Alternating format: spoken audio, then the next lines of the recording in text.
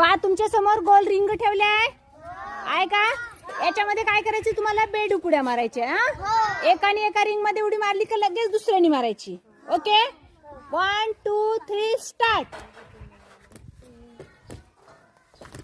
Very good very good very good.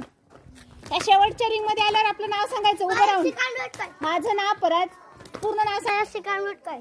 माझे नाव निवृत्ती हत्तीनेवारे. माझे नाव सार्थक Sandeep Khare. Very good.